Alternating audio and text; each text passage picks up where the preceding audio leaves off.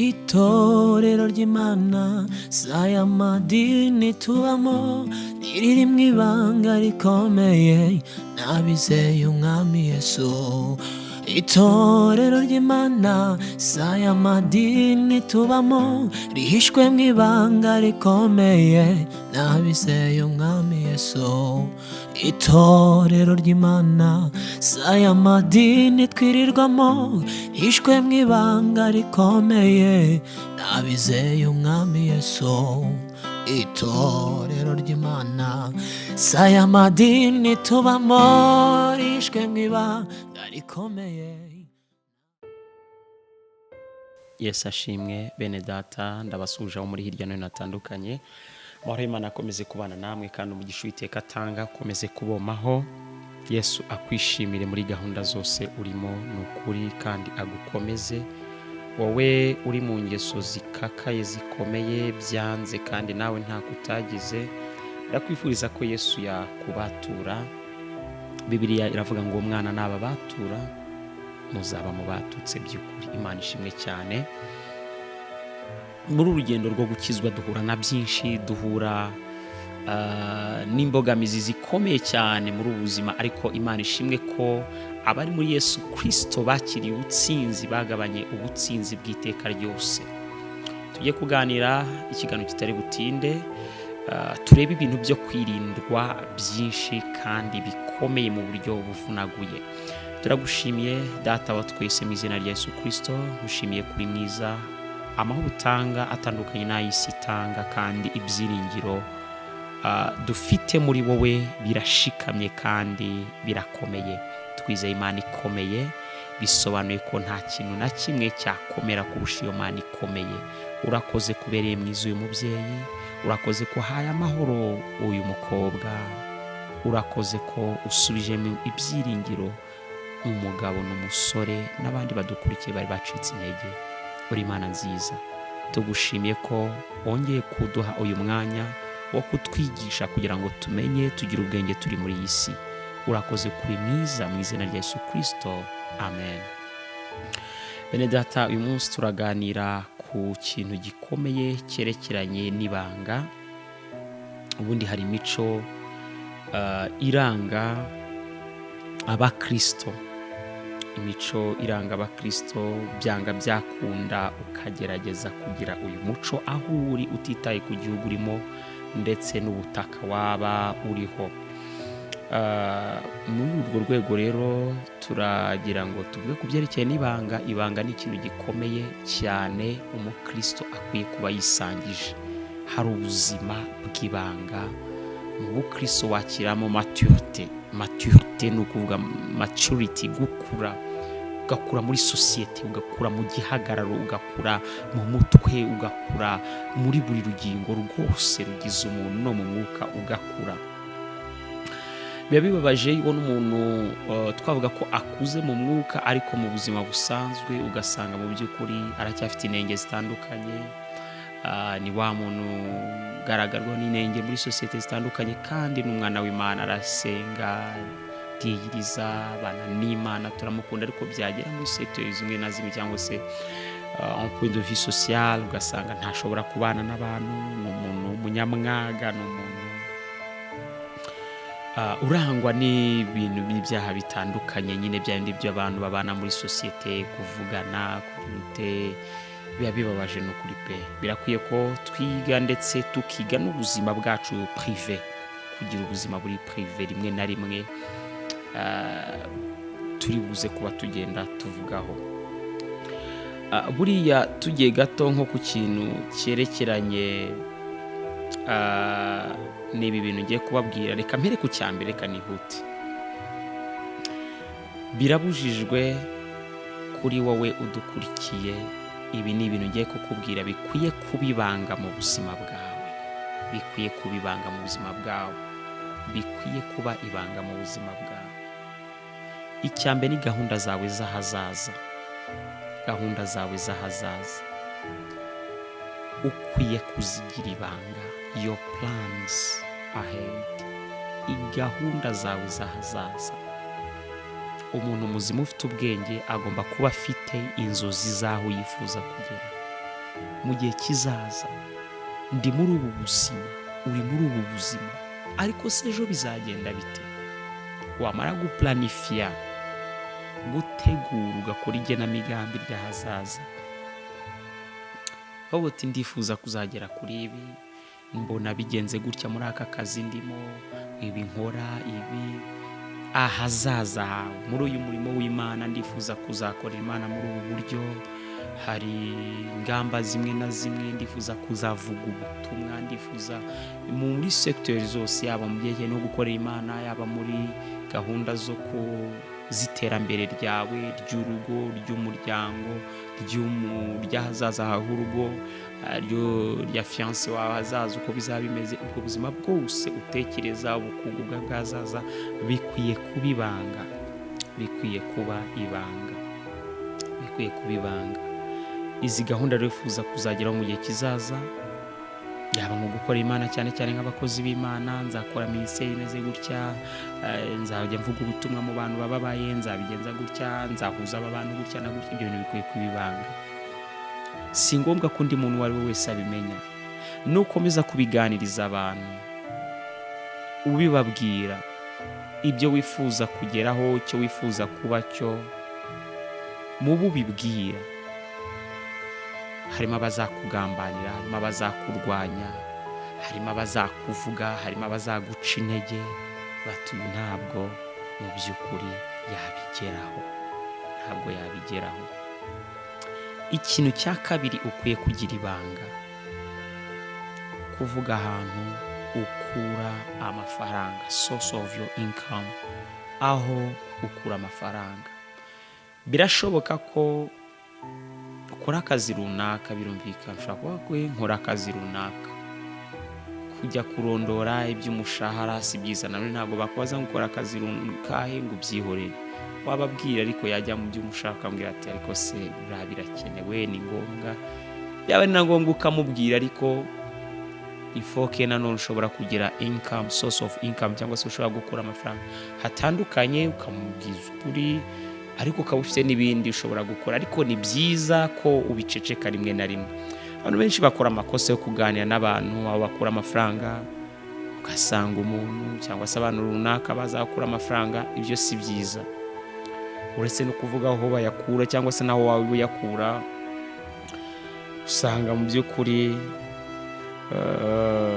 batangira kubarira amafaranga yawe, uhembwa ibihumbi 100, uhembwa ibihumbi 20, uhembwa ibihumbi 40, uhembwa ibihumbi 600, salary yawe ni miliyoni cyangwa n'igihumbi cy'idolari, salary yawe ni ibihumbi 4 by'idolari cyangwa se n'amadolari 200 cyangwa se 500, cyangwa se umushahara w'ibihumbi 70. Ibyo byose ugasanga abantu batangiye kubiganiraho, buriya aba mu nzu yaya ngaya, akoresha ibi, ameze atya.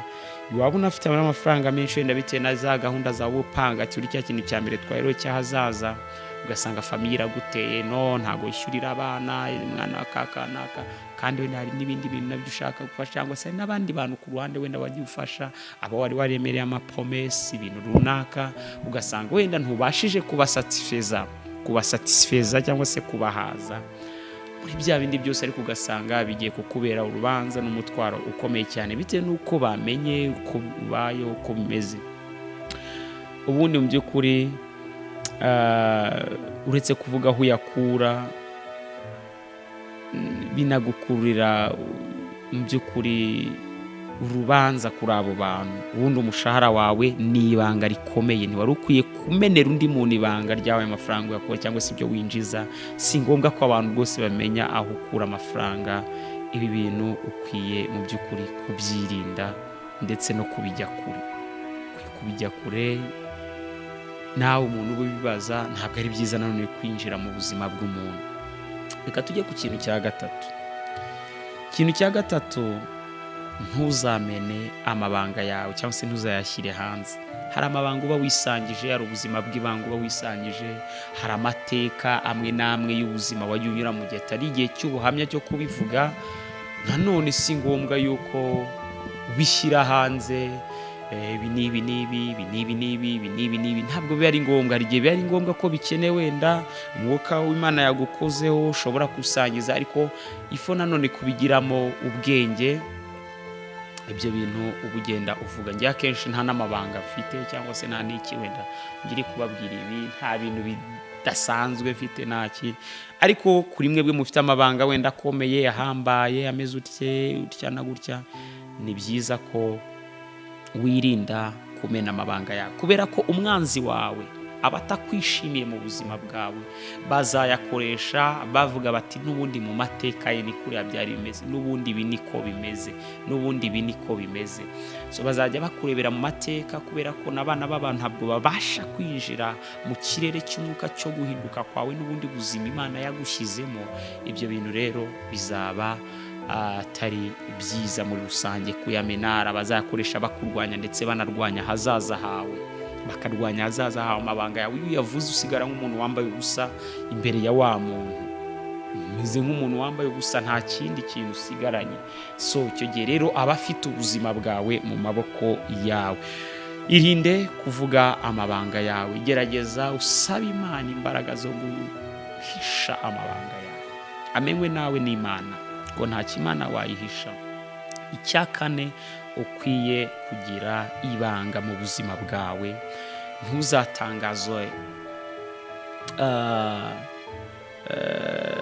Ntuzatangaze indoto zawe, ntuzatangaze indoto zawe, ubuhanuzi bwawe ubibwira abantu bagukikije, icyo Imana yakweretse, icyo Imana yakuvuzeho, icyo Imana yakuvuzeho, icyo yakweretse, ukwiye kukigira ibanga. Hari igihe bizaba ngombwa yuko utukisha Imana yawe, ngo ati se ko yamubwiye ko izakora ibi, ko yirirwa avuga ngo izakora ibizakora, yabikoze tukareba. Bityo ugasanga ubuze ubwenge, bahaye ibintu bitari byiza, uvuze ibitakagombye kuvugwa mu gihe kitari ngombwa. So ugomba kugira ibi bintu ibanga mu buzima bwawe. Indoto zawe, indoto zawe, indoto zawe ndi kuvuga ntabwo ari indoto z'uko ngo narose iki, narose iki, narose iki, narose iki. Ibyo nabyo ni byo, ibyo nabyo ni byo, ariko mbere na mbere ndabanza vuge ayaho, ni ukuvuga ahazaza hawe.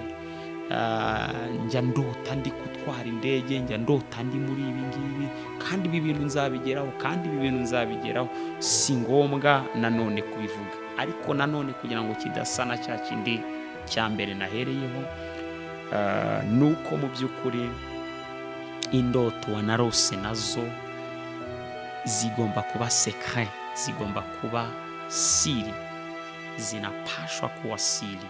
Ndoto zako zigomba kuwa ibanga.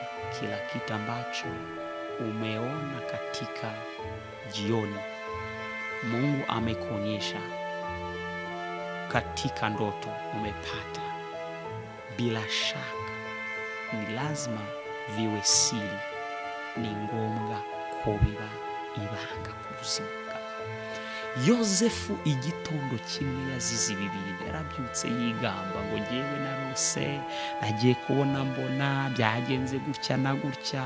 Abantu babaye abanzi be nabo mu rugo rwe, nabo mu rugo rwe. Narose, nagiye kubona mbona.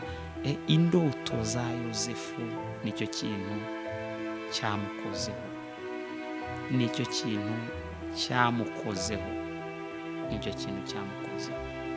Witondere indoto urota, witondere indoto urota, witondere indoto urota, witondere indoto urota. Nongeye mbisubiremo, witondere indoto urota. Yozefu yarose inzozi, azirotorera bene se, arushaho kumwanga. Yagize indoto mu ijoro gusa, arabwira ati ndabinginze nimwumve inzozi narose. Iyo nkuru muzayisoma mwitangira ibice 37. Ngo twahambiraga imiba, nagiye kubona mbona turimo turahambira imiba mu murima. Ku muba wanjye urahagarara ngo urema, ngo yanyu miba irangije ngo ihite ikikiza uwanjye, ibikubita imbere. Umva umwana w'umuhungu ibintu ari kuvuga. ngo bene se baramubaza bati ni ukuri wowe uzaba umwami wacu uzaba umwami wacu wowe ngo wowe uzawudutwara ngo wowe uzadutwara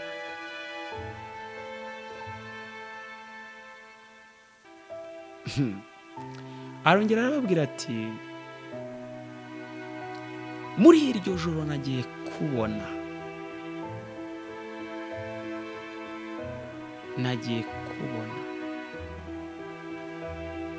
ndota inzozi ngo izuba n'ukwezi n'inyenyeri 11 binyikubise imbere azirotorera bene se na se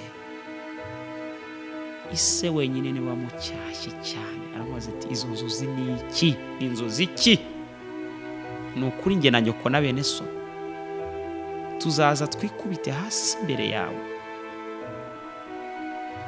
guhera umwanya bene se bamugiriye ishyari ryinshi bikomeye cyane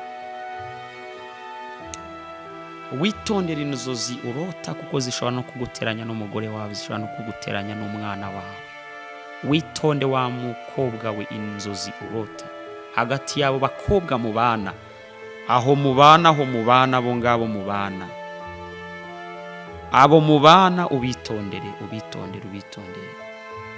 ubitondere wa musore we wa mugabo we ukunda kugenda uvuga inzozi niki wa mugore we ubireke ibyo bintu muri icyo kigare cy'abagore ubireke rwose ntabwo ari byiza witondere cyane izo nzozi uri kugenda uvuga zishobora kuzagushyirisha muri gereza zishobora no kuzagucisha igihanga cyawe ntabwo ari ngombwa kuvuga inzozi urota si ngombwa Yosefu yari azi kurota ariko ntiyari azi kurotora ntabwo yari yakagira impano ye ngo ibe develope yo kumenya n'iki yari akiri umwana muto bisobanuye iki iyo aza kumenya icyo bisobanuye ari no kumenya iherezo ry'ubuzima bwe yari yakumenya yuko bizarangirira muri gereza ntabwo yari kuzibwira se na bene se bo barabyumvaga ariko Imana ishimwe ko yaje kumenya uretse kurota ahubwo yaje no kumenya kuzisobanura ajya imbere ya Farawo atangira gusobanura ari muri gereza icyamukuye muri gereza ni inzozi yarotoye z'umuhereza wa vino ibwami n'umuvuzi w'imitsima nabo bararose none Imana imukura mu kirere cyo kurota itangira kumuha ikirere cyo gusobanura noneho ibyaroswe n'abandi Imana ishimwe cyane uretse kurota gusa yakomezanyije yahawe na maturité yo kumenya icyo yabuze cyatumye ageraho Imana ishimwe cyane Imana ishimwe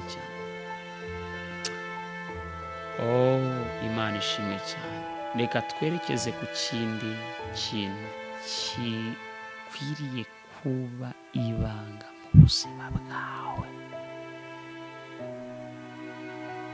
mu buzima bwawe jya wibuka gufunga umutima wawe ikintu mucyitondere funga umutima wawe unaceceke mu kanwa kawe ntihagire ikintu kivamo igihe cyose warakaye kubera ko abanzi bawe n'abatagukunda bazaba babonye indi sura yawe idakenewe aho hantu nimba ari ikintu cya mbere gishobora kubabaza umwanzi wawe ni uguceceka mu gihe we yabonaga yuko hari ibyatuma usaragurika ukavuga ati birakomeye bimeze gutya na gutya bateye hejuru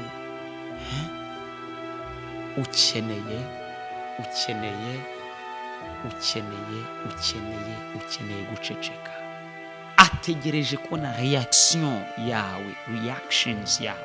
zawe zitandukanye comment tu réagis ni gute ureyajisa, ni gute usubiza, uhangana n'ibyo bintu biguteye by'ibibazo yagushiburiyeho. Tuza uceceke, kuko iyo umuntu yarakaye, afite uburakari, yafata icyemezo kidasanzwe, waba undi muntu. Tuza. Niyo mpamvu Bibiliya ivuga ngo ntibukire ukirakaye, izuba ntirikarenga ukirakaye. Gira umutima wo kwihutira gutuza. Ubu buzima bwo gutuza tuzagenda tubuganira cyane, ariko buba develop cyangwa se buba developed, bukomezwa cyane no gusenga. Iyo utinda hafi y'Imana, iyo utinda mu busabane n'Imana, ibitekerezo byawe bibanza kuza n'ibya gitare cy'amahanga, n'ibya Yesu Kristo bibanza kuza mbere y'ibindi byose. Ni gute Yesu yari koherejisa imbere yaravuze ngo ubababarire Data, kuko batazi icyo bakora. Ubababarire. Undi muntu ukomeye cyane ukwiriye kwirinda, cyangwa se ikindi kintu ukeneye kwirinda gikomeye cyane, ntuzabe cyangwa ntuzifatanye n'abanyamazimwe, cyangwa se ntuzifatanye n'umunyamazimwe, abantu bavuga abandi, cyangwa se wa muntu uhora ukuzanira amagambo. Uyu nawe isaha n'isaha, iyo udaharara kuvuga iyo udaharara kuvuga, ujye witondera uyu muntu uhora ukuza kubwira utuntu aho mu kazi, kubwira ibintu runaka ahantu runaka, akubwira ku bandi, wari uzi ko kanaka buriya iriya nkweto yayiguze turi kumwe, iki buriya hari amafaranga akurana, buriya afite umuntu bigenda gutya na gutya. Ibyo bintu ubyikiriza, okay, uceceke mwihorere. Akeneye ikikuvamo, akeneye kugira icyo umubwira, akeneye kubikomantaho, byihorere. Tuza. Bana n'Imana, bakubusabane bwawe, uracyafite ibintu byinshi biri imbere yawe biguhangayikishe, nawe uri kurwana nabyo, byihorere. Ejo bundi batazaba bakubwira ngo subiramo ibi. Nimba ari urugamba rwa mbere rubi, n'urwo ngurwo bashobora kukubwira ngo jya gusubiramo ibi. Irinde uyu muntu w'umunyamazima, wirinde kuba muri iki kigare. Ibi bintu bigira ibanga ryawe mu mutima wawe, ntugire icyo usohora, ntube muri aba bantu. Dawidi yandika Zaburi ya mbere, yahereye kuri iyi Zaburi, aravuga ngo hahirwa umuntu udakurikiza imigambi y'ababi. Blessed is the man that walks not in the counsel of the ungodly. Udakurikiza imigambi y'ababi, ntiyicarane n'abakobanyi. Uwo murongo usoza uvuga ngo ntiyicarane n'abakobanyi, ngo uyu muntu arahirwa muri iki kinyejana, muri iyi myaka arahirwa. Uyu mugore arahirwa, wa mukobwa we itandukanye, vuba vuba, wa mugore we itandukanye, urahiriwe. Dawidi niryo jambo yahereyeho yandika Zaburi zigera mu 150. Aravuga ngo ahirwa. Yitegereje isi y'icyo gihe, noneho ureba isi y'iki gihe. Hahirwa umuntu udakurikiza imigambi y'ababi, nahagarare mu nzira y'abanyabyaha, niyicarane n'abakobanyi. Muri iyi minsi ya none nabyo Pawulo yarabyitegereje, ariko mu minsi ya none birahari cyane. Pawulo yandikira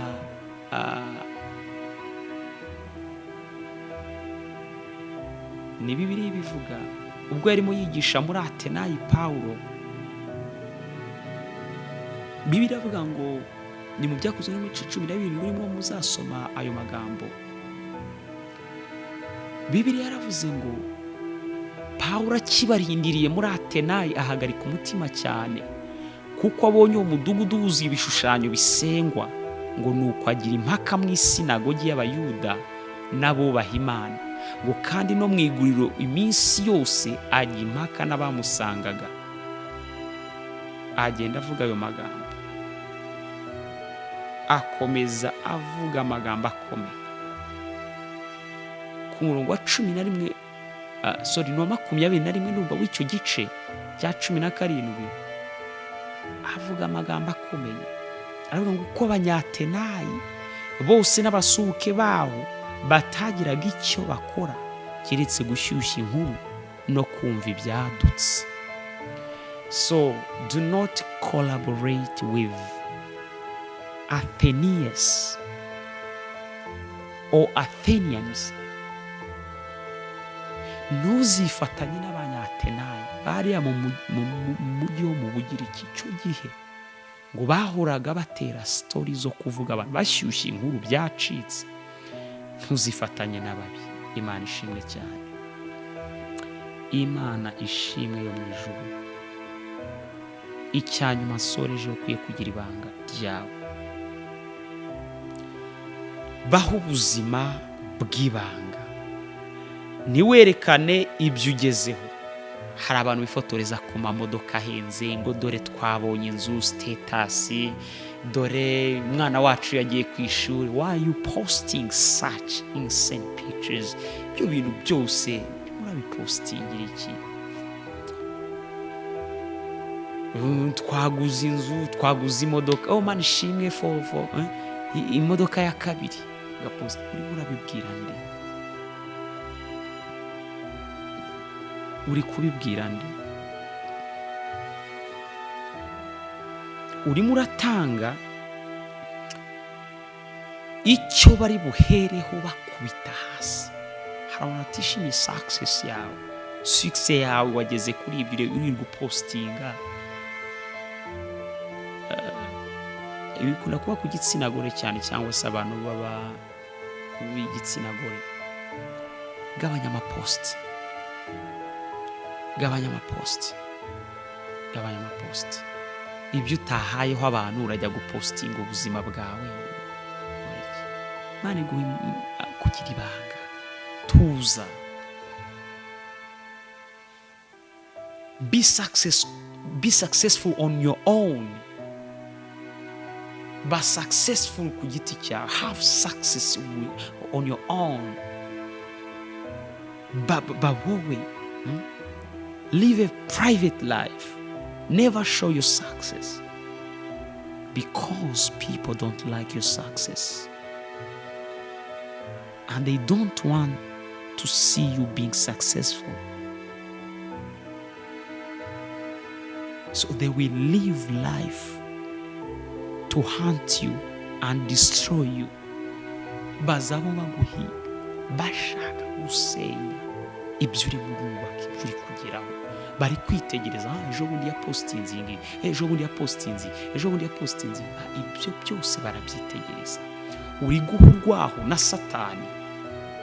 Ejo bundi nutangira gupostinga imodoka yawe bayigonze, bazatangira kuvuga bya bimodoka yiratana gasa ntibabigonze. So be wise, umunyabwenge, tuza. Imana igumunisha, ikubake, ikubake, ikubake. Ugira ibanga, ugira ibanga, ugira ibanga. Ibi ni ibintu udakwiriye kuvuga. Ibi ni ibintu udakwiriye kuvuga. Ibi ni ibintu udakwiriye kuvuga. Data wa twese mu izina rya Yesu Kristo, ndagushimye ko wemeye ko tuganira aya magambo n'abana bawe. Bambika imbaraga. Reka utagiraga ibanga agira ibanga, abika ibanga. Satani arwanya ibanga. Reka kandi kirenze kuri ibi yubaka ubuzima bw'ibanga n'Imana. Bamubona abwiriza, bamubona avuga, bamubona n'imbaraga ndetse n'ibimenyetso biturutse kuri wowe. Batazi ubuzima bwawe, nawe yubaka ubuzima bw'ibanga. Abo umugore usenga, abo umugabo usenga, abo umukobwa usenga. Pawulo yaravuze ngo ubwo nzahagera sinzamenya amagambo bishyashyarika, ngo kuko ubwami bw'Imana atari ubw'amagambo ahubwo ari ubw'imbaraga.